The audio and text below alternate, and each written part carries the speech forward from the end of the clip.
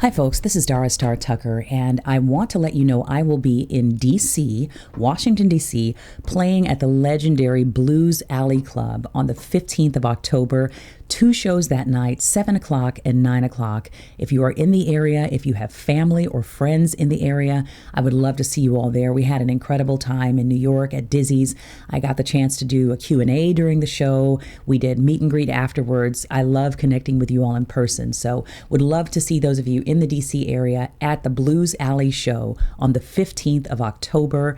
7 o'clock and 9 o'clock. You can go to my website, darastartucker.com, or you can go to bluesalley.com to get your tickets. I'm excited to share this incredible talk with you today with a woman named Jessica Iorr. And this is kind of a piggyback to the Dan McClellan talk if you listened to episode 19. She works specifically in the area of dispelling false origin stories, particularly within the Black community, which have become quite rampant in the age of social media. It's very, very important work that she's doing, and she does it so compassionately, which is what I really love and appreciate about her. So I think you'll appreciate this conversation with her. Stay tuned for a great conversation with Jessica Ior, and hope to see you on the 15th of October in DC.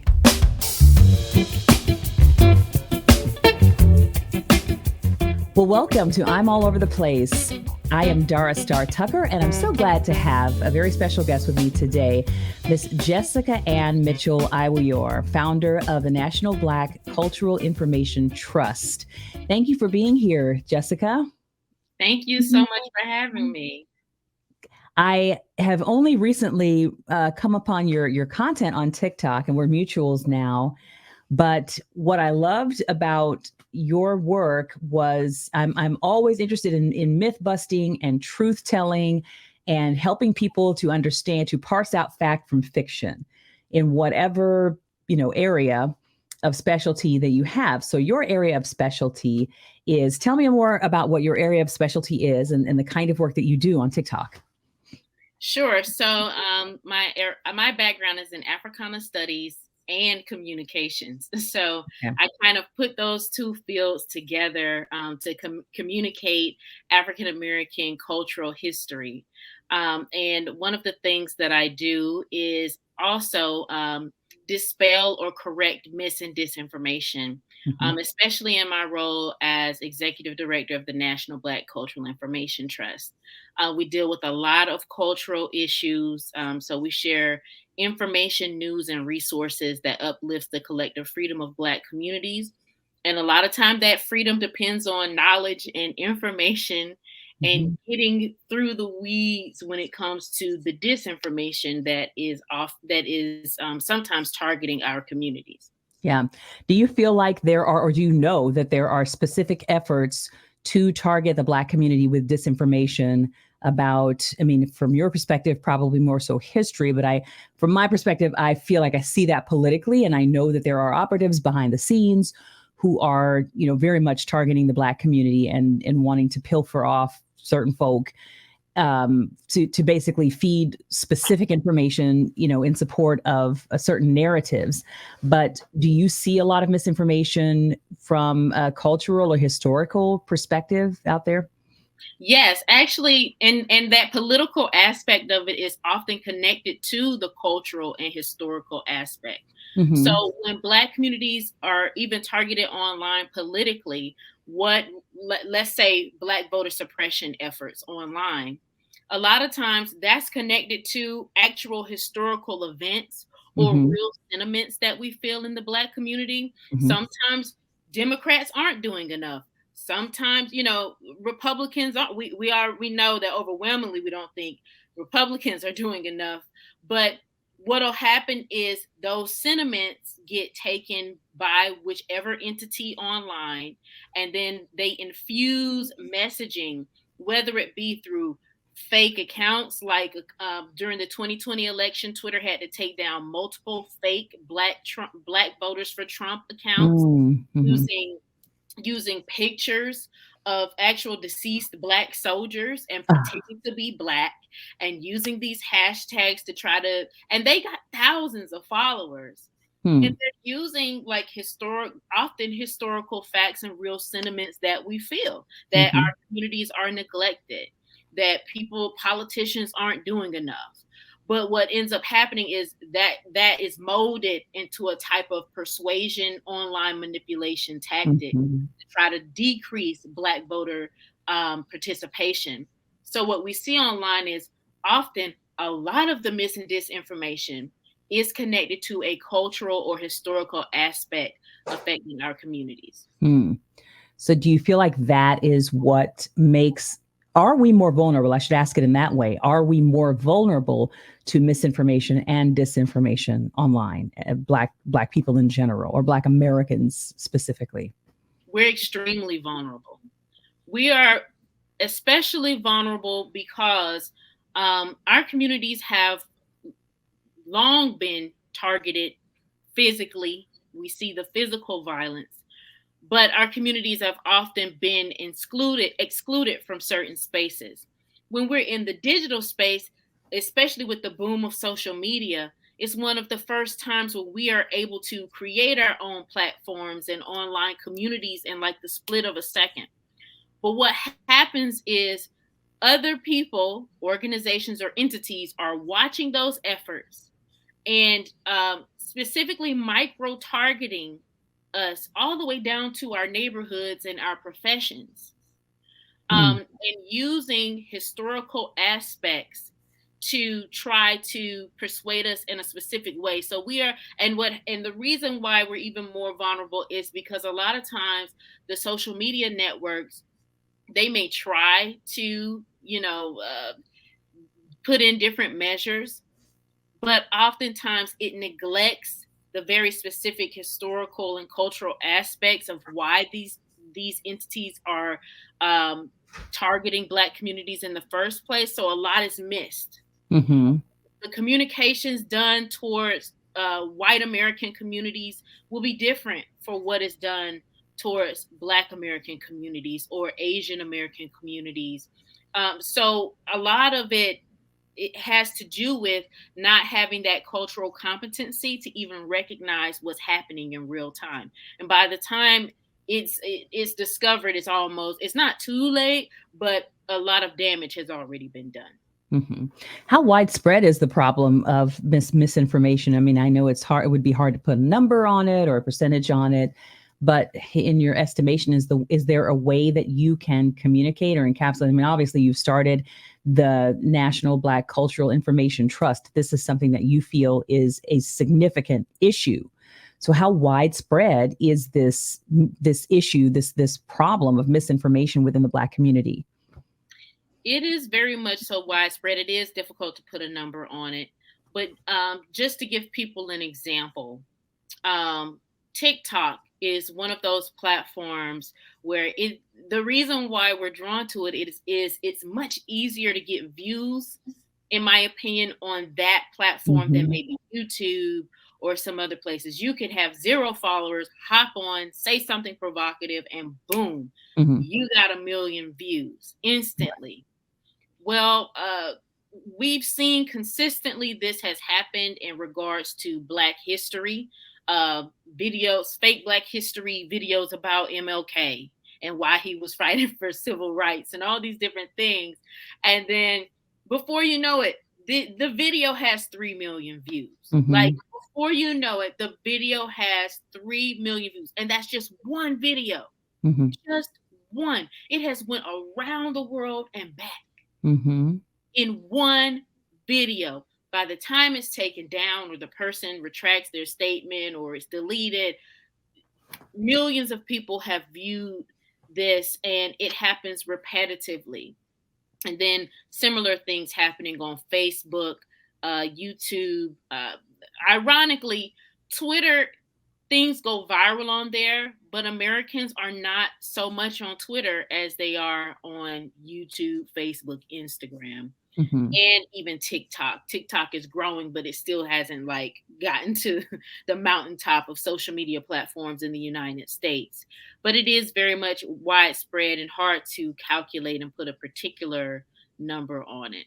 But if one was to look into Cambridge Analytica, this firm that was used by the Trump administration to micro target Black communities, you can see the actual real world impact of their micro targeting, of their ad messaging, and all that stuff that actually made specific, predominantly Black districts not turn out the vote. So there's real world consequences to an untold number of views and shares and things like that. So, I mean, you touched on this just a little bit. Who's behind this and what is their motivation? Well, a lot of different, there can be a lot of different sources. Sometimes it's just a person making things up for fun, just ironically. Sometimes it is a blogger trying to get views and be provocative. And we've seen that a lot with the Tory Lanez case and other cases online. And so sometimes it's social media influencers trying to get some buzz and steam, with topics that may seem not so serious, but when you see the nature of how the impact happens on the community, then you can actually see that, hey, this can cause actual harm if a person like this was to go even further with this message in the wrong direction. We know through the U.S. State Department and researchers in mis and disinformation that sometimes it can be Russia doing targeting. That has often come up in terms of bot farms and things like that. And then we also know that there's an internal issue. Media Matters documented how on different platforms, white supremacists were openly saying to each other how they were going to create fake digital blackface accounts to stir up trouble and to cause discord among our community. So it comes from a number of various places. And what do you think that the real motivation is? What's the goal? What's the end game with all of this? Sometimes it's as simple, well, it's not simple, but sometimes it's straight up voter suppression tactics. Sometimes it's to cause confusion about a particular political issue.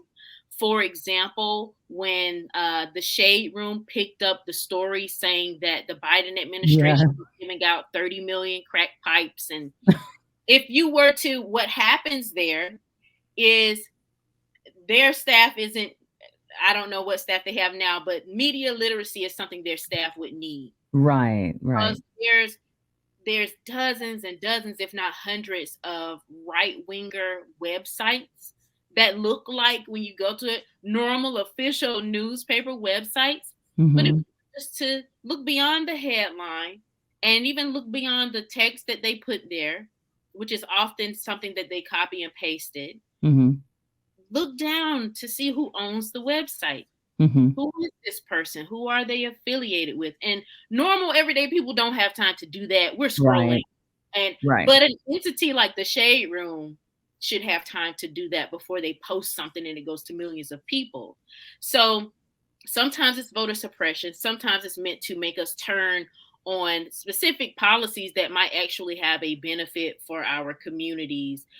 So like in the example of the crack pipe thing, it wasn't that they were giving out crack pipes. They were doing some type of a plan to try to prevent the spread of diseases among drug users. And a crack pipe was not at all even a part of the kit and the resources that they were doing. So it just was, the messaging behind it was co-opted, and then it went viral, and bigger Black blogs or entities picked it up. Sometimes it's meant to attack Black collective activism. Almost every major movement that we've had for Black liberation or civil rights in the United States has taken a coalition of Black folks from various backgrounds and ethnicities. Sometimes these types of things are meant to have us at each other's throats. The diaspora wars are not always authentic activity that is happening online. Sometimes they are bolstered to cause further confusion, to cause further online conflict, to make it harder to do any type of Black collective activism or unifying around a particular issue that would benefit all people of African descent. Yeah. So I kind of want to ask, and maybe I will save this question till the end, like what we can do about this. I mean, obviously you're in an activism space and you're doing your job. What can the rest of us do to fight this misinformation? Well, if you want me to answer this Yeah, now. you can go ahead and answer it now. And yeah, absolutely. Sure. So one of the first things that you can do is when you see something that, and I mean, you can't always know this, but if you see something that just is so shocking and so outrageous, resist the urge to instantly reshare it. Mhm. That's one of the first things, the easiest thing that you can do is just resist the urge to hit like, Yeah. retweet, or repost, whatever it is now, or resist the urge to pop up for TikTok creators to pop up and make a video. Resist the urge to immediately take the link and post it on Facebook. Resist that urge. If you have, honestly, a lot of us, like I said, don't have the time to always do background research, but at least resist the urge until a entity that is trustworthy, and there's a lot of them, and they don't always have to be white owned or corporations or anything like that, but resist the urge to reshare a particular story until you can get more information or facts from a source that is actually trustworthy, Mhm. a source that you know of, a source that has the journalistic background. So that would not be the shade room on policy issues. It just wouldn't be them. On the gossip of what happened on Love and Hip Hop, yes. On Real Housewives, yes. Policy, not so much, because they have just gotten it wrong so many times. I'm not picking on them. They're not the only ones. Baller Alert and a number, I can't even remember the names of some of them on Twitter, that are constantly posting. They're not the only ones. But resist the urge until you can get a reliable source. And Mhm. this will be a source with the accurate background information that has built a legacy of trust, and that knows that is in a particular subject area or has access to experts in that subject area. That's the first thing you can do, is not reshare. Okay, well, at the end of this podcast, I want you to give us some news resources that you feel like are trustworthy recommendations of people to follow. And I'm going to put this down in our chat just so that we both remember to come back to it. But what I kind of want to talk about right now, before I have you give a few examples of misinformation, I want to talk about the why, like why the Black community specifically, and it's not to say only the Black community, but why we are a bit more, that we can be a bit more susceptible to misinformation, why we tend to be the target of a lot of misinformation, and why it tends to work probably better than what it should on our community. My observation, just in the time that I have spent doing what I do in the online kind of activism space or information educational space, my observation is that because of the history of trauma of Black people in the United States and really all over the world, but specifically in the United States, because of the history, there is a lot of mistrust of the government. There's a lot of mistrust of the powers that be in general. There's just a lot of mistrust of authority, and an assumption and an automatic tendency to assume that if this is coming from what is considered to be an authoritative source, well, this is something that I should be suspicious of. I can't trust it. And we all know that there is obviously a history there of, all sorts of reasons why Black folks specifically might not trust the government, might not trust the police, might not trust people in authority. Um, but to throw in a real life example, and not even in the area of particularly of culture or history or news or politics or anything like that, but just with some minor reporting that I've done on a man named Eric Mate, who was a writer for Good Times, and he worked for Norman Lear and helped him develop a lot of his shows. Well, I had heard over the years, inklings of like, hey, there's a Black guy who says that Norman Lear pilfered some of his work or didn't pay him properly for some of the work that he did or stole from him or whatever. I had heard a little bit of this here and there. And so I decided to start investigating. I just, I thought, well, that's kind of odd for somebody to be accusing Norman Lear, who's like, we all know who Norman Lear is. He's freaking Kennedy Center Odyssey. He's won every major award and Emmys and, all sorts of things. Why does Norman Lear need to steal from a Black man? But I thought it was enough to investigate. Like, this is worth investigating. Let me see how much truth there is to this. But when I said in the video that I had my skepticism, that's what I said at the beginning of the video. It was like, when I first heard that there was a Black man who was accusing Norman Lear of doing this, I have to admit I was a little bit skeptical. Like, why does Norman Lear? And then I went down all of his accomplishments. And somebody recently shared this. Someone tagged me in it yesterday. Of course, did not give me any attribution or credit. And then they chopped up the video and only showed parts of it. And there were people all in the comment section, as they were when I first posted it, going, well, why would you think that you needed to be suspicious? They do this all the time. They steal from us. This is what they do. They blah, blah, blah, blah, blah. And I'm thinking, yes, on one hand, I can understand how in the back of our minds, we might think, yeah, okay, well, I don't have that hard of a time believing that a Black person might have had their work pilfered or stolen or whatever, but to question whether I, as an investigator, an educator, or whatever, should be somewhat questioning or not even, I won't use the word suspicious, but skeptical, to question whether there should be a healthy amount of skepticism of something like that. A very, accomplished person, and you have someone whose name is not known, who is saying, this is my work. In my estimation, there is not oftentimes, when it comes to that racial dynamic, and a lot of the work that I do is around race and, just exposing a lot of wrongs that have been done. So, the wool is not over my eyes in any way with regard to this stuff.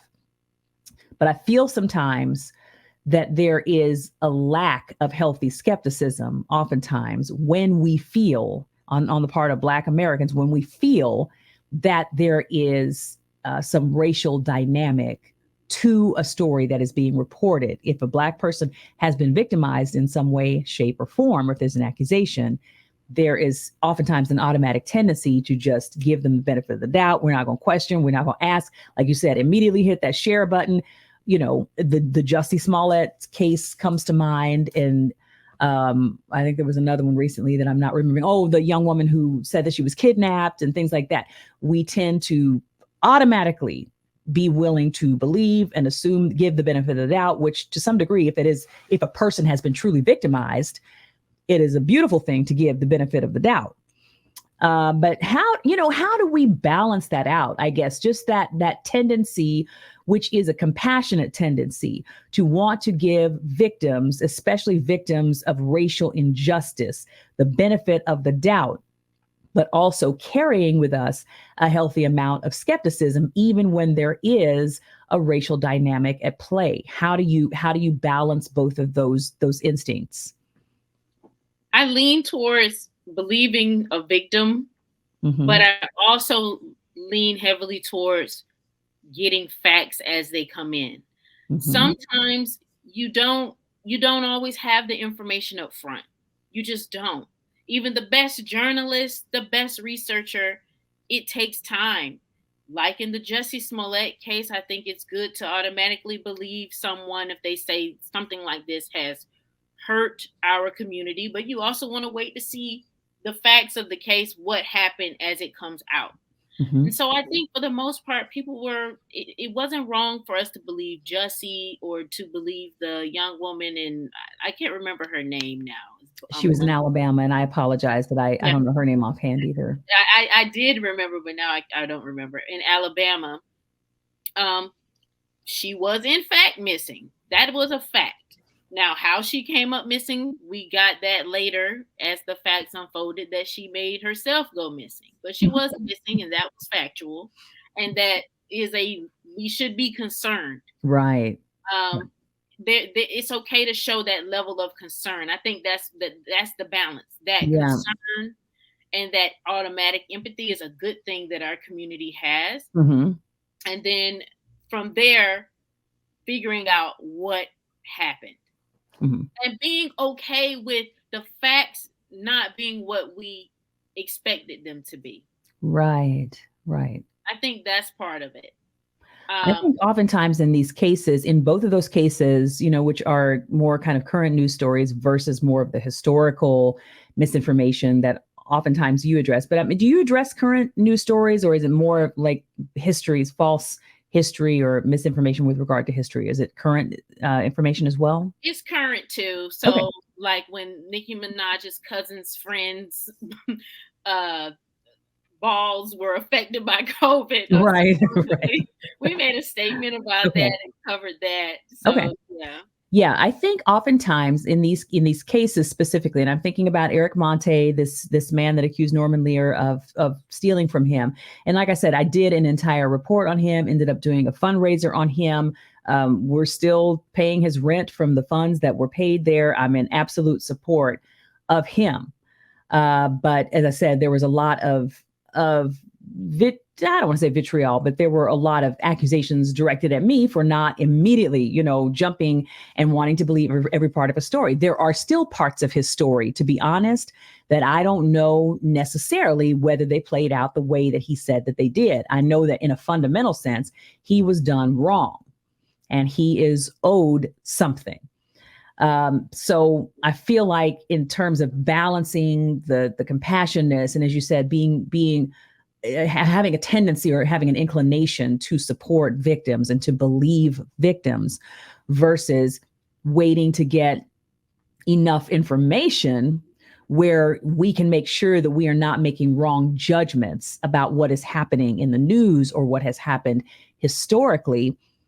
I think one of the fundamental steps towards finding that balance is it kind of alludes to something that you said initially, which is being willing to take the time to step back and allow certain things to play out before either hitting share, making a comment, making the judgment, sending it to your mama's cousins, nephews, uncles, friends, aunties, or making accusations about someone who has been publicly accused of something. But I think in the age of social media, the reason that this misinformation machine has gotten so out of control, whether it's calculated or just happenstance, a lot of folks are just sharing bad information because we just have the tendency to want to share things.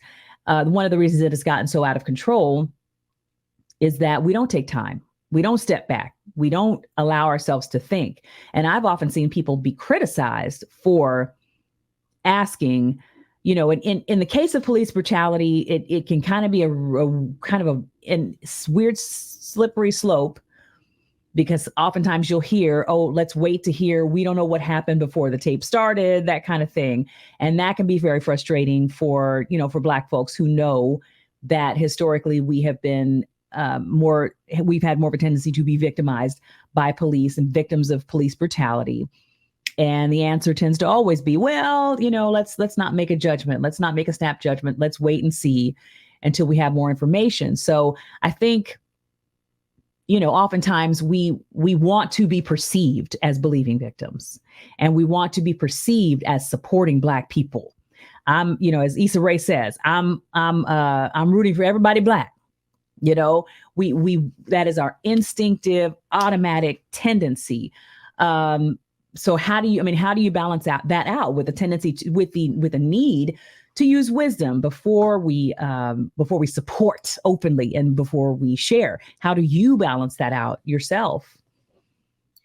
Well, I think it goes back to what I was saying earlier about that empathy and concern. Because we know the history of this country, especially dealing with police brutality, Mm-hmm. we know that more often than not, police brutality victims are telling the truth. Mm-hmm. And so I think it's okay for us to show immediate concern or empathy. Mm-hmm. Now, if information comes out later that this wasn't exactly how we thought it was. It's also okay to react to that once you get more information. I think sometimes the problem is um, some of us engage in denialism over certain things. Mm-hmm. The majority of our community does not do this, but it's just certain issues. But really, when it comes to like issues like police brutality, it's very few fake instances of that. Mm-hmm.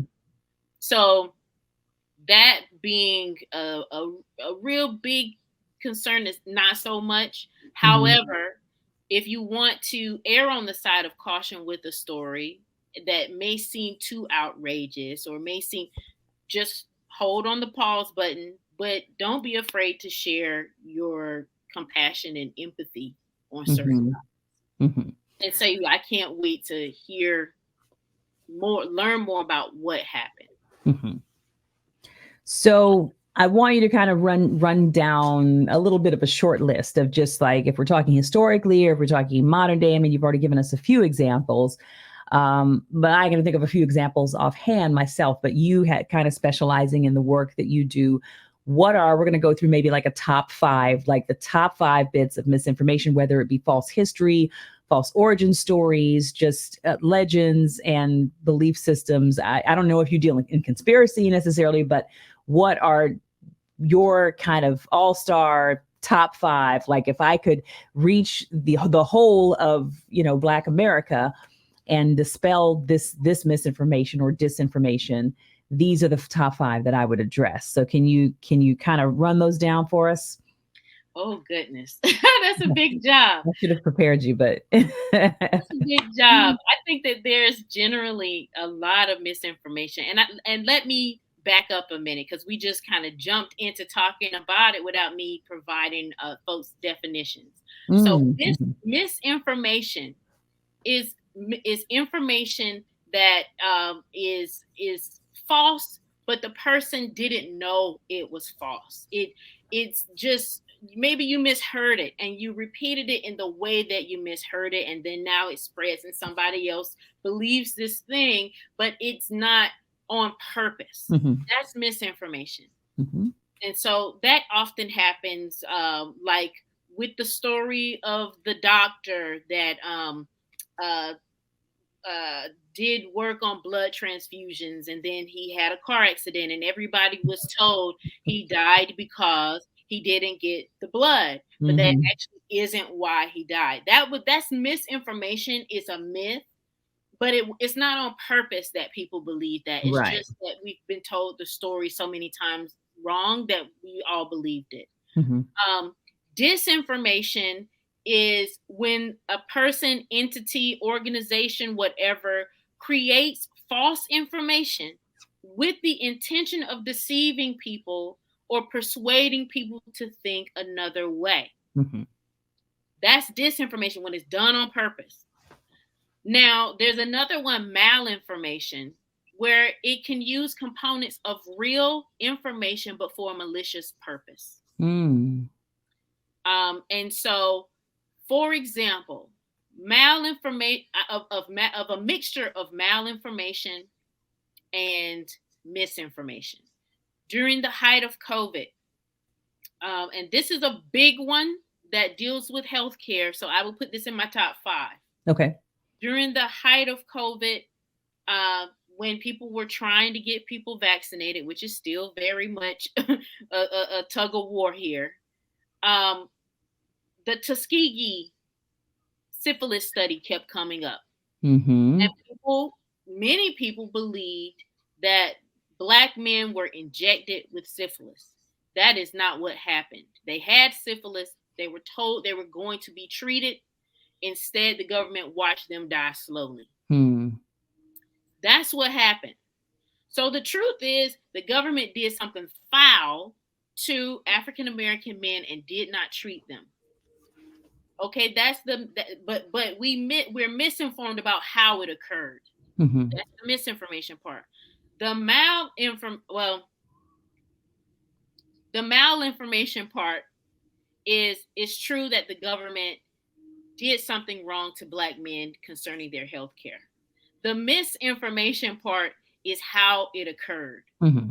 whether it was injection or they already had it. Mm-hmm. So then what happens with the malinformation is they bank on the misinformation. Mm-hmm. These are entities and there were specific organizations online trying to dissuade Black communities from getting vaccinated. Mm-hmm. And I'm not talking about Black folks. Mm-hmm. These are, you know. So what ends up happening is there's a mixture of fact and fiction combined meant to persuade people a certain way. Mm-hmm. And that often comes up in healthcare a lot. And so we have to be very careful with that because on one hand, we know that the US healthcare industry has internalized racism problem and does not always treat its Black patients the way that we should be treated. We either get maltreatment or we don't get the treatment that we need or deserve. But also there are some things where we really need but are afraid to get because of these true issues. And so what we have to do there is seek out information from Black doctors, nurses, organizations, and other experts on these topics as they come up. COVID was the most pressing one. It still is concerning this specific issue. Mm-hmm. Um, then we have the political aspect of it, where it is true that a lot of the politicians want our vote and don't do enough for our communities. Historically, that is true. So that information is used sometimes by organizations, entities, whoever behind the scenes to take it and push for us to vote even less. Because why are you voting? Nothing's going to happen anyway, which Mm-hmm. is true. Local and national politics are very important to what happens in our lives on a day-to-day basis. We see that with everything that's unfolding right now. Mm-hmm. So what happens here is a mixture of malinformation using the accurate part of we know that politicians don't always keep their word, and then the disinformation of telling us that when we vote, nothing matters. It doesn't matter if we vote or not, so why do it? Mm-hmm. So that would be those are my top two: healthcare, policy, and then there's when it comes to a lot of these diaspora wars and things like that. It's something that's not actually investigated enough for me in terms of mis and disinformation online. But what happens in a lot of digital spaces is we are told Black history, African American history in a very limited way Mm-hmm. that is very specific to US borders, which isn't quite accurate when it comes to our history because our ancestors were chattel, considered chattel. They Mm-hmm. were circulated throughout the United States and the Caribbean and back. Mm-hmm. So when these diaspora wars pop up, a lot of it centers on who was really enslaved in America versus who wasn't, or who really has claims over Blackness versus who doesn't. And a lot of it really leans on mis and disinformation about general Black Atlantic history. That Mm-hmm. could be cleared up if every one of us were able to take a great big old African American history lesson, which of course we see people in this country right now, politicians fighting against us learning our own history. Mm-hmm. So my top three to rewind: healthcare, policy, diaspora wars. Then we get into the origin stories, the false origin stories. Mm-hmm. And this one, it has a lot of different weird things happening within it. A lot of the false origin stories, and when I say that, I'm talking about false origin stories about Black Americans and where we come from and who we are spread by Black content creators for various reasons. And some of it is for clicks and views, some of it is to get money, just a lot of different reasoning. And some of this hinges on internalized Afrophobia, Hmm. where we're constantly attacked for our blackness. We have been constantly attacked for being people of African descent. And the way in which media negatively depicts Black America within our own country, juxtapose that to how the continent of Africa as a whole has been treated by media as this poor, terrible, desolate place with backward people. Mm-hmm. And you get a mixture of people either not wanting to identify as Black or not wanting to identify as a person of African descent. And all these different false origin stories are likely to pop up. Mm-hmm. So the top three are we are the original Native Americans. And Mm-hmm. I can go into that some more. Um, the second one is um, the Nubian story that I wouldn't put that in number two, but it's just in the list. And then there's also the we are the original Hebrews. So some of these things are a lot of it is a mixture of fact and fiction. Mm-hmm. And so I also want to do the disclaimer that not everyone that identifies as a Hebrew or Hebrew Israelite engages in mis and disinformation, but there are sects, there are uh, various parts of the overall belief system where there are people and entities and organizations that do spread disinformation Mm-hmm. for various reasons. So that often leads into conversations about identity and religion. Mm. Well, I think, yeah, I mean, all of these things that you're mentioning kind of have that in common. Kind of going back to the question of why we as Black folk tend to be more susceptible. I don't know if I would say we're more susceptible, but why we tend to be susceptible to misinformation, to disinformation. There is a reason that we want to latch on to certain stories. As I said, we have a perception of victimization around race, which is legitimate. That's legitimate, but if we're all too willing to believe that it happened, regardless of any kind of examination around it, if we're questioning the legitimate concern of how we were brought here and separated from our history, and are not being allowed to learn our history as we should be, we are more susceptible to believing a false history or believing a contaminated history. So it all kind of starts, the germ of that, the genesis of it usually starts with a legitimate need, a legitimate hurt, legitimate pain, which then opens the door to nefarious actors or just, I was a carelessness at certain times. It opens the door for us to behave carelessly if we are perpetuating some of these myths and legends.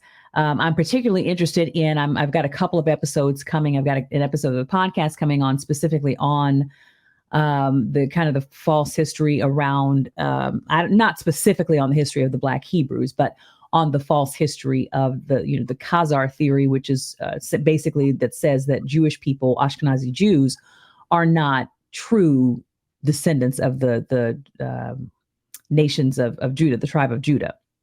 So, which the Black Hebrew narrative heavily plays into. How prevalent is this? Because I know that there are true congregations within the United States that have, for as long as Black people have been here, that have practiced at least some form of Judaism or have been heavily influenced by Judaism, and they have kind of folded that practice even and married it and mixed it with Christianity. So that is a legitimate tradition in the United States. There are people who are true, Black Hebrews or have I just identified with that struggle or who have converted, or there are Black people across the world who carry a Jewish lineage, who are ethnically Jewish. And so it's not to undermine Judaism and its influence on the Black diaspora, but this specific strain of Black Hebrewism, or I don't know exactly what you would call it, How has this taken hold? How do you feel like what avenue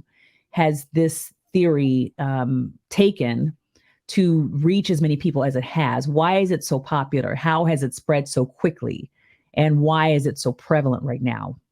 Because I feel like the Black Hebrew narrative is to the 2000s, is to this century as the Nation of Islam. They are as popular now as, or becoming as popular now as Nation of Islam was like in the 80s, 90s and stuff when I was growing up. Now it's kind of more of a Black Hebrew situation, which is nothing wrong. Like I said, if you are a Black person who identifies with the tribe of Judah, or you have that actual lineage, it's not to undermine that, but we're speaking of a very specific strain of Black Hebrewism that attempts to invalidate the ancestry of Ashkenazi Jews. Why has this taken hold in the way that it has? Yeah, and thank you for making that distinction, because I believe the Southern Poverty Law Center also makes the distinction. They refer to the specific group that you're talking about as radical Hebrew Israelites, as opposed to other groups of Hebrew Right. Israelites. Right. And then there's also people that are Black Jews, which is separate from the Hebrew Israelites, absolutely.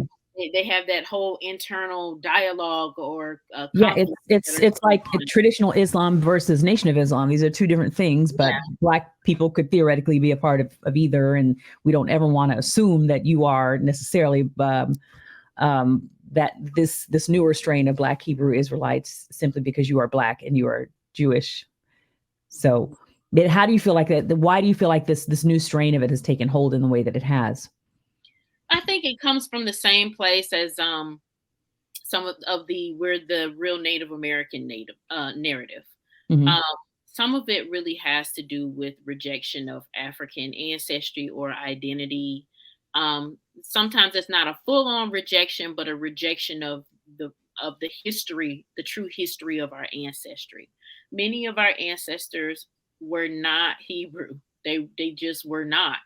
If you are talking about Black Americans specifically, the vast majority of our ancestors that came from West and Central Africa were people that practiced African traditional religions or spiritual systems. Now, 30% of our ancestors were Muslim. So it's not to say we're outright saying none of them practiced Abrahamic religions.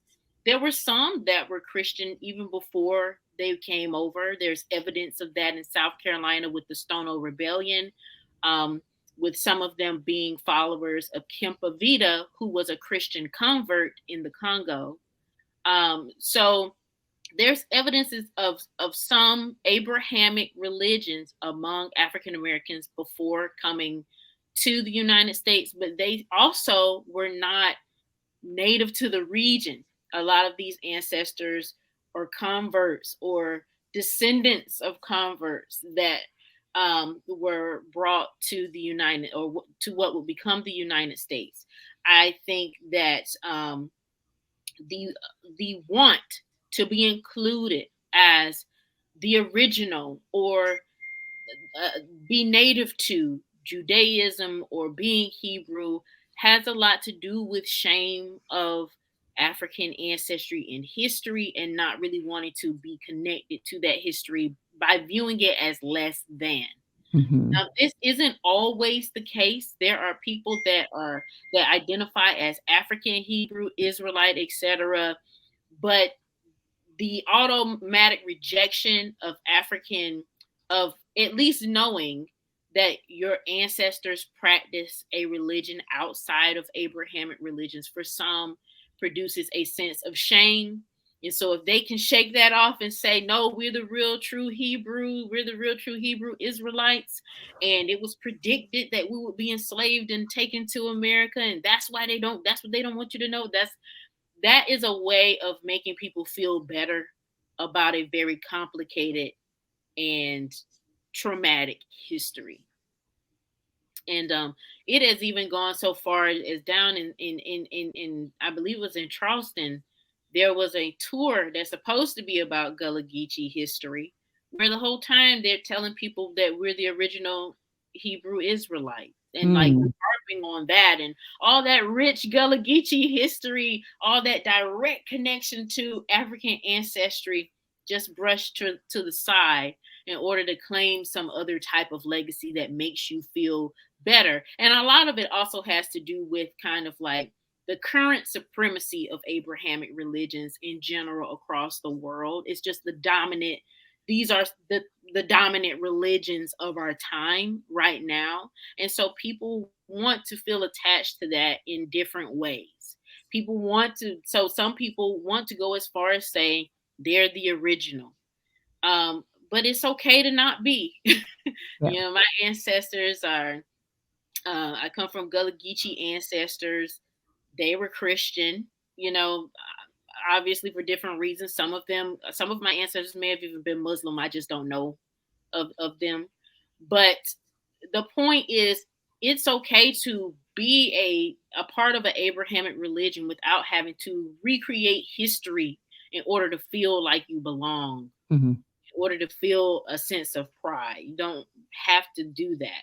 But that is what is being done oftentimes. And also, knowing the trauma of what happened to both people of African descent and Jewish people, not excluding the fact that there are Jews of African descent, but just knowing that these communities have experienced this much trauma, it is disheartening that some people will have these narratives that drive a further wedge between our communities and make it harder for Black Jews who are already dealing with racism and dealing with cultural differences and issues and trying to forge those bonds.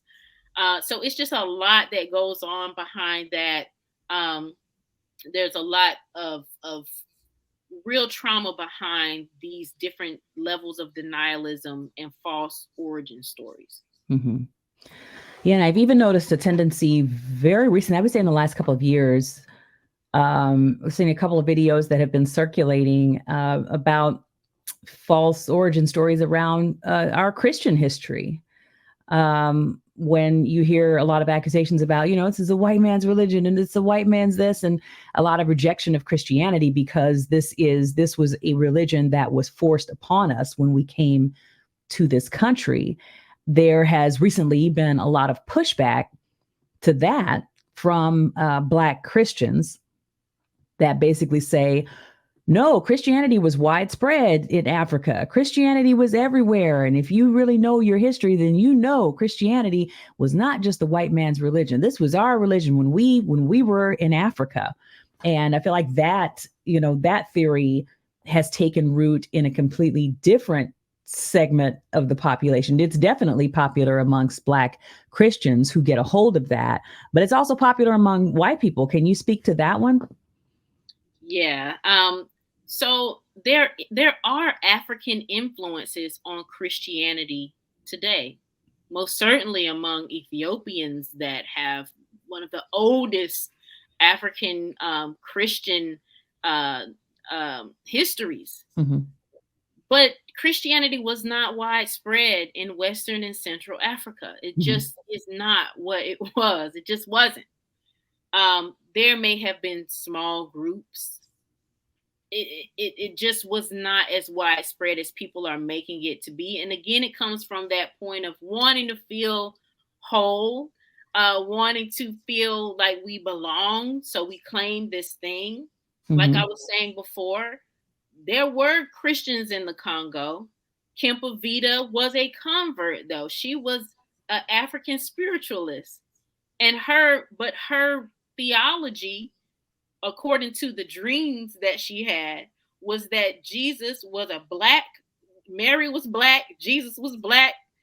They were a Congolese people, and that is what she was preaching to her followers. And so even her theology was not what other people were preaching at that time. And she was killed as a heretic, which is awful. And many of her followers were sold off into slavery. The thing about Kempavita is part of why she warned of slavery being a big issue and really tried to push the Congolese away from the Portuguese, because she said they're going to enslave us all. So this woman was very insightful. She is called by some the mother of Black liberation, and some of her followers were in the Stono Rebellion in South Carolina, and some of them were in the Haitian Revolution. But the numbers are small. They're not like, we're not talking about 2 million people.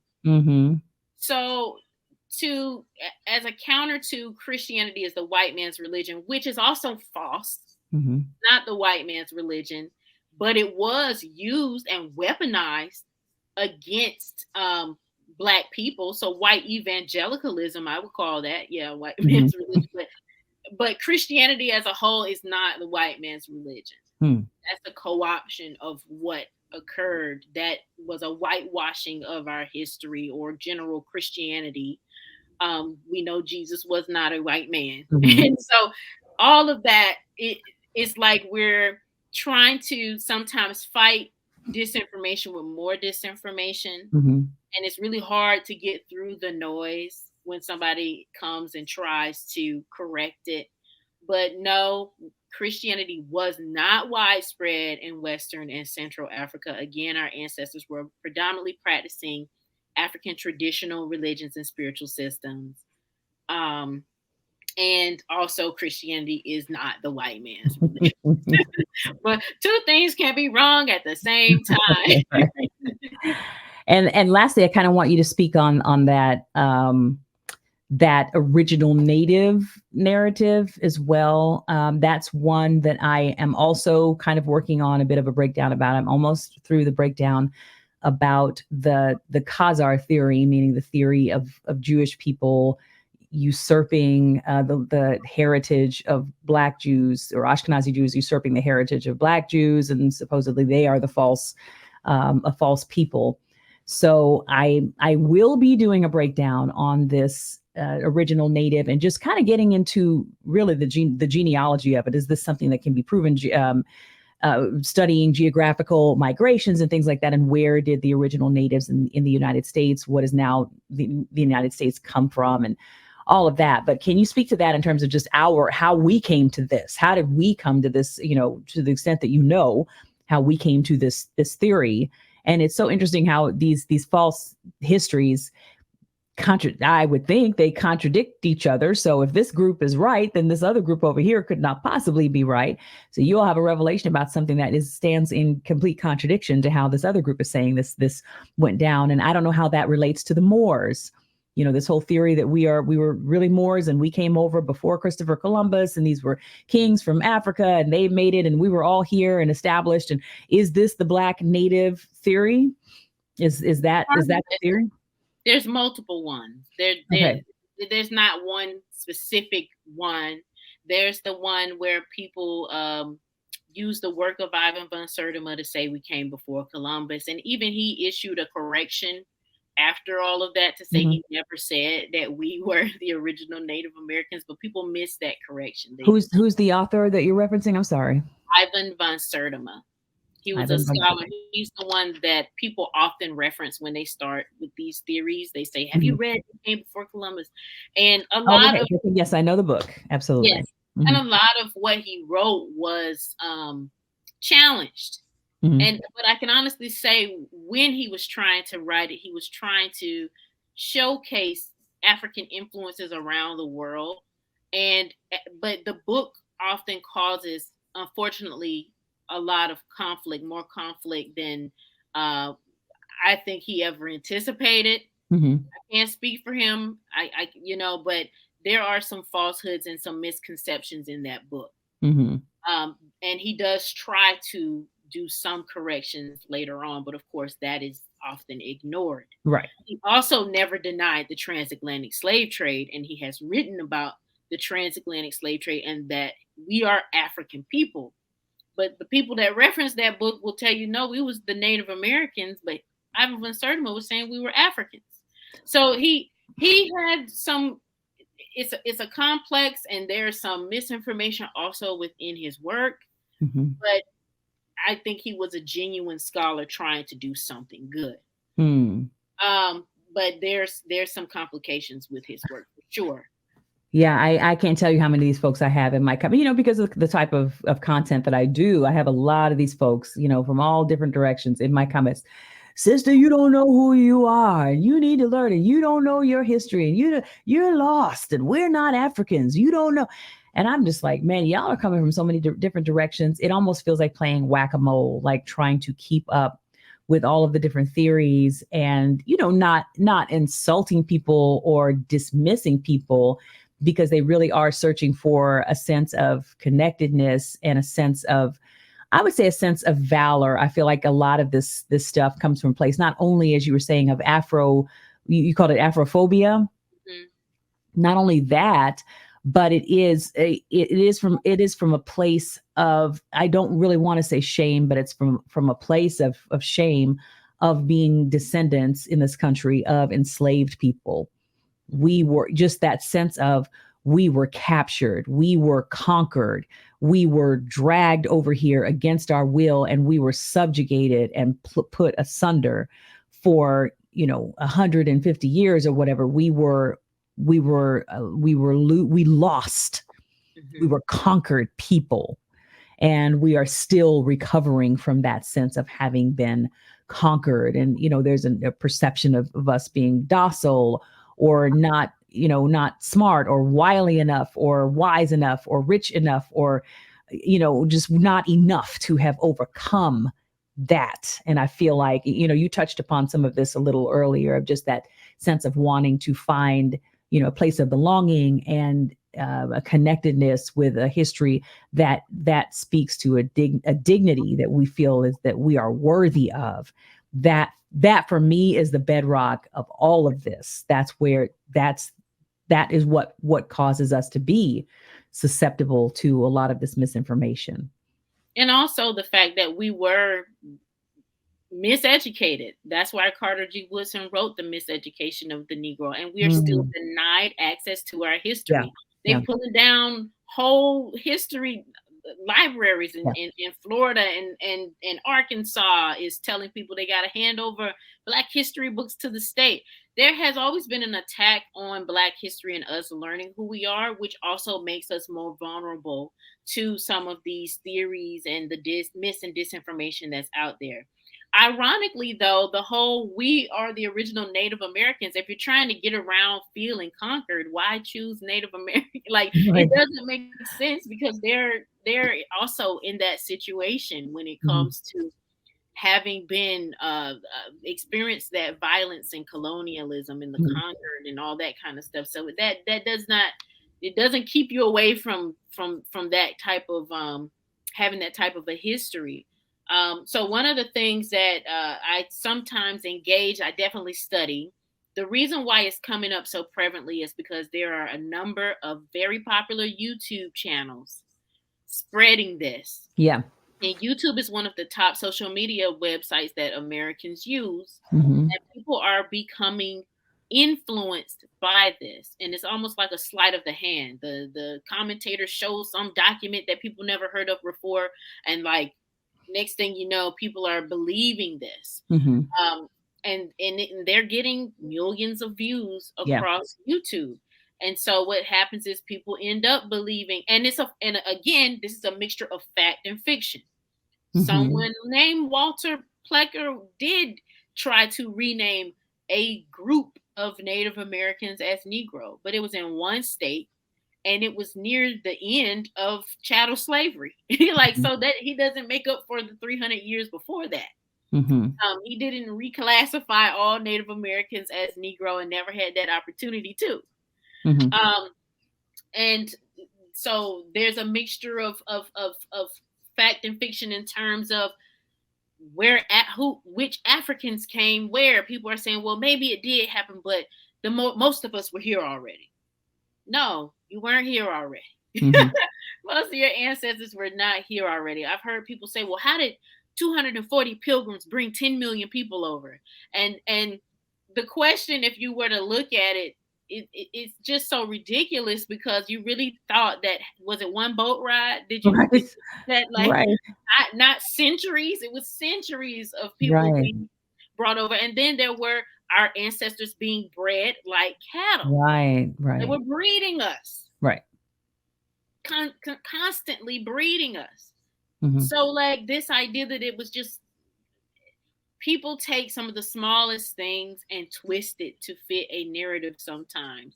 But if you're to go back, I have one of those TikTok has that new thing on this day. Mm-hmm. And mine popped up for today, a video I made 2 years ago called "Where Are the Slave Ships?" Mm. that I'm gonna post when I get off here. But this was a genuine question. Well, if we came, where the ships? And I'm like, are you asking where all the horse and carriages are too? Like, legit, are you asking for the horse and buggies and carriages? What is this? You're not asking to see that, and that was even more recent than slavery. But you believe that people were riding horse and carriages. Mm-hmm. You know, like it's it's people, some people embracing this, like we said, that level of shame. Mm-hmm. And for me, a lot of it is that internalized Afrophobia. Anything African, Yeah. you know, being evil or negative or less than, Mm-hmm. so that you don't want to connect with it. You can say, well, I'm black, but I'm not African. Right. Right. And that's a whole nother We're thing. we're the Moors. We're the Moors. We're not, you Yeah. know. And that's a whole nother thing, trying to disconnect blackness from Africanity, because the whole reason we're black in the United States is because in 1705, well, not the whole reason, but one of the part of that is how race was created and then codified into Mm-hmm. law. And in Right. Virginia, they codified Negroes being real estate into law in 1705. Hmm. And when they said Negro, they weren't talking about this one group, that one group, all those dozens of African ethnicities they put under Negro. Mm-hmm. And we're black. Yeah. Yeah. So it's a lot behind it, but it goes back to the heart of our communities being vulnerable, because we have not always had access to our full history. Yeah. A lot of what I learned was in grad school Mm. or reading on my own in middle school and high school. And it's just some things to me that I think is a basic Black historical fact. Many people have not heard it, and Mm-hmm. that's not their fault. So as an educator, like, that's a job that Mm-hmm. I'm responsible for. So I try to take care in my responses and how I address certain topics. So this just goes back to the continued harms of chattel slavery and the transatlantic slave trade. And our people are just vulnerable across the board on certain issues. And that's why we have to keep people aware, especially online, of mis and disinformation, not to believe everything that you see, not to believe everything that you hear, not to share everything that comes across your timeline, because we are being targeted. Mm. And people take Well, it. Say that again. I'm sorry. And there's people that take advantage of that. Okay. Yeah, absolutely. I, in the research that I'm doing and am still doing for my video on the Khazar Theory about the history of the Ashkenazi Jews, a lot of what I'm running into, just kind of trying to trace back, like, how did this theory get started? It did not start with Black people. Even though there are a lot of the Hebrew Israelites, the Black Israelites who have latched onto the theory, it did not start with us. It started way back in the beginning of the 19th century, but a lot of it's been promoted very recently by Jewish people, by Jewish scholars, by Jewish geneticists, by Jewish linguists who are attempting to prove this for one reason or another themselves. And so it's not just our community where this kind of thing happens. With any community, particularly one that has like a fraught history, like the history of Black Americans, the history of Jewish people, where you have these, what I call, what do they call, what's the word? Anyway, these events that are defining events, where we have to start questioning, how did this happen? How did we get here? What were the mindsets of those people, and who can we believe? And then that makes us all susceptible and open to potentially being victims of misinformation or being targeted. by misinformation, and not just from without. A lot of it's coming, the call is coming from the inside of the house. The term I was looking for was inflection events. I think that's the terminology. Inflection events, like the Holocaust and like slavery, and there's a shakeup. There's something that separates you from your foundation, from your lineage, from your mooring and your background. But I want to allow you to give us a few resources that you would recommend, because that's oftentimes the issue, is that people are following the shade room, or they are listening to their uncle, or they are hanging out at the barbershop. And it's the same issue when it comes to conspiracy theories. It's like there is so much information out there in this information age, that especially for Black folks who may have a mistrust for traditional news outlets, they may, for good reason, have a mistrust of a lot of authority figures who are saying this is what the truth is and this is what fiction is. And so it can be harder for us to parse out truth from fiction if we have mistrust of traditional outlets. So are there any resources? And if you don't have those available with you right now, Jessica, I'm going to definitely put them up in the link of the podcast, and so that people can find those resources. So don't feel any pressure necessarily to come up with them right now. But are there any books or news outlets, websites, social media sites other than your own? And I definitely want you to share your own, but that you would recommend where people can find good information. Sure. And one of the things I really hate now is all the paywalls. I know newspapers, who's working in Yeah. have to make a living, but it also makes it hard to It share makes it hard. information. Yes. The people sharing disinformation don't have a They paywall. sure don't. They don't They have a sure paywall. don't. They want that to share freely. That's one of the, I want to do a video on, because media literacy and critical thought, those are huge passions of mine. And I've done some content on that. And I want to do a dedicated video that's just like, hey, these are the legit news sources that I count on. And this is why. This is what a legitimate news source looks like. But a lot of the ones that I want to recommend are behind paywalls. And it's like, how do you overcome that? I think that they should be shared, and people should be informed that they exist, because I feel like everyone should be paying, just like we can pay for streaming services. Everyone should find one legitimate news outlet that they are willing to pay, whatever, $10 a month for, or something. We should be able to connect with one paid news source. But go ahead. I'm sorry. Go ahead and give your recommendations, but don't feel like you cannot recommend news sources that are behind paywalls, because people should have that information too. Sure, yes. So one of the sites that I really like to share, and often when I'm making my TikToks and sharing things on our website, these aren't often behind paywalls for that very reason. So there's a blog that is hosted by the African American Intellectual History Society, and it's called Black Perspectives. So if you go to AAIHS.org, there's a whole blog full of Black history written by Black scholars about different Black historical facts and events. And a lot of times they help to clear up cultural misinformation. So like one of them that I used is The Curious History of Anthony Johnson, from captive African to right-wing talking point. They were trying to say he was really the first person to own a slave, which is not accurate. So, but Black Perspectives, a really good source, not behind a paywall, and written by Black people. Mm-hmm. Another one, this is a news organization, the 19th News. Go to the 19th News. They will have a lot of accurate political information about what's going on. Then we have our historical Black newspapers, where you can access a lot. I think a lot of them fall under the Afro.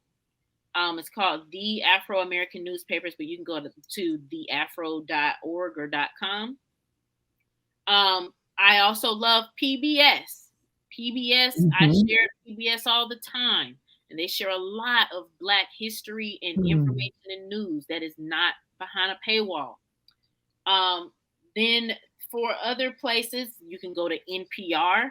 And CNN, I don't think has a paywall. I often share CNN. They're not always, nobody is infallible, but you can get at least try to get some accurate information there. Now, I also recommend Roland Martin Network. Mm-hmm. Roland Martin takes the time to bring on with the top news stories affecting Black people. His network will take the time to try to get folks that understand what's going on or are involved in the current news story to Mm-hmm. come on and explain it for the people. Right. So the Roland Martin Network can be accessed on YouTube, Facebook, pretty much all the social media sites. Mm-hmm. When it comes to academic journals, to dig and find more information, there's a site called JSTOR. JSTOR, yeah, absolutely. That's behind a paywall. However, during COVID, and I don't think it's changed because I use it, they allow you to read up to 100 articles for free a month. Oh, wow. And you can save them and put them into categories with folders. And I Hmm. go there a lot to go read up on Black history. If somebody asks me a question I don't know, I go look it up, and I Mm-hmm. go to a store and other or a book or other places. But these are Yeah, things. JSTOR has a lot of academic papers and journals and things like that. Yes, and I mean, again, it's not infallible, and academics often are fighting and have Mm-hmm. different perspectives. But at least you get these often from a source that is a lot more valid sometimes than like a random person on Right. Twitter. Right. At least you have the opportunity to read from multiple sources to then try to get a grounding on a particular topic. Mm-hmm. So those are off the top of my head what I would recommend for people. Those are my go-to places whenever I do videos. I tell people I try to include it either in the video or in the comments where you can read more about this at, and oftentimes they don't have a paywall. Mm-hmm. That's wonderful. Thank you so much. I mean, you came up with all of that off the cuff. Please collect those resources. If you would send those to me, I'm going to include those as links in the podcast description and on YouTube where this video is going to go also. And I would also add Joy Reid is a really good resource Yes. on TikTok. She's on Instagram. I'm sure she's on Facebook as well. But she's someone who will post little bite-sized clips and things like that. And someone who's just very much a straight shooter and doesn't mince words. If Yes. you're wanting, to hear about what legitimately is happening in the news, but from a Black voice, she is always someone that is trustworthy. Yes. And is Love reliable. Mm-hmm. Yeah, she's wonderful. Well, And, Jessica, go ahead. I was going to say people can go to our website. Some of the myths Yes, that please share your information. I'm so sorry. No problem. You can go to NBCIT.org, and there's different pages that you can go through our resources, and they often include links to more information about some of the mythology that we address or the mis and disinformation that we address. So NBCIT.org, and then NBCI Trust on all of our social media accounts. Okay, wonderful. National Black Cultural Information Trust is Jessica Ann Mitchell Aiwuyor's organization. Aiwuyor's. I want to say it the other way around. Aiwuyor. Okay. It's her organization, the National Black Cultural Information Trust.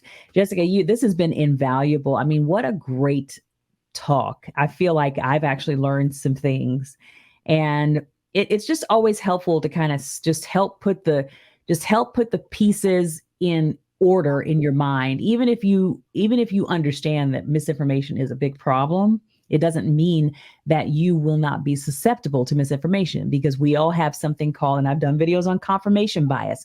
We all have something called confirmation bias, where if there's something that we want to believe bad enough, we are going to seek out news sources that affirm our already existing beliefs and push us further and further into that lane. Yes. Than if we, and that's the danger of living in the information age. Whatever information that you want to believe or want to plug into, you can find somebody or some news source that will affirm that for you, regardless of how off the wall your beliefs may be. You're probably never going to run into a wall where you can't find any information on that belief system. Somewhere, somebody is going to say, yep, that's exactly how it went down, sister. Come on over here, sit down at the table. And it's a great age that we live in, but it can be a very dangerous age that we live in. And we just have to we have to be more discerning. We have to understand, we have to have our feelers up and understand that we are being targeted, particularly the Black community. We are being targeted partly because we have been such a reliable voting bloc, and people know that our vote is significant and it's important. And, there's a particular group of people that have been able to pretty much depend, whether they, deserve it or not, they've been able to depend on having the Black vote. So we are very much a target for misinformation and for disinformation. And so I think the work that you're doing is so important. It is vitally important, and I appreciate also the way that you, at least you on a fundamental level, you acknowledge the hurt, you acknowledge the history, you acknowledge the need for the teaching of positive Black history or real Black history. So you don't approach it from a blaming perspective, but it's like, hey, these people are filling a need. There is real information that they're giving out, and they may be giving it out for nefarious purposes. And so we have to realize how we can be manipulated, even in the process of trying to find out about our own history. There are shark-infested waters out there, and there are people who want to take advantage of Black folks' disconnection from our own history. And they want to take advantage of our compassion oftentimes. I appreciate the compassion with which you approach this topic. So just thank you for your unique perspective and how you bring this correction to the Black community. Well, thank you. And thank you for your platform and for covering this. It's a much needed discussion that I'm afraid is going to have to happen a lot before 2024 and afterwards. Yeah, absolutely. I think it's vitally important that these conversations be happening right now, and I'm going to continue to have them. And just that's the best we can do, is just shout from the mountaintop. And hopefully, I say that I do what I do not because I am necessarily trying to convert extremists. I realize that people who are burrowed into their extreme point of view will probably they are there because they want to be there. And there's nothing that you can necessarily do to grab someone who is on an extreme end of something and bring them to the middle and reason or ration with them. They are where they are because it's where they want to be. But I exist and I do what I do for the people who are in the middle, for the people who are too busy to dig and research and find out all this extra deep information. They have children, they have jobs, they do not have time to deeply research everything that they run across. And they also may be a bit fatigued from trying to parse out all the truth from the fiction. So it's so important that people like you and I continue to do the work that we do, because we have a passion for it. And hopefully we can help to disseminate a lot of this information down to bite-sized pieces where folks who do care about the truth will always have resources. They will always have places where they can go to learn what is real, because people are looking for what is real. And oftentimes it isn't a matter of having a desire to know what's real. They just need to have access to that information and for it to be palatable and for it to be digestible for them. So thank you for the work that you do in helping to inform us correctly, accurately, and compassionately. Thank you so much. Thank you, Jessica. Well, this has been I'm All Over the Place with Jessica Ior. We will see you next time. Thank you so much, Jessica, for your time. There will be resources in the YouTube video and in the podcast for all of the news sources and information that Jessica has recommended. So we will see you all next time. Thank you so much for joining us on I'm All Over the Place. We'll see you next time.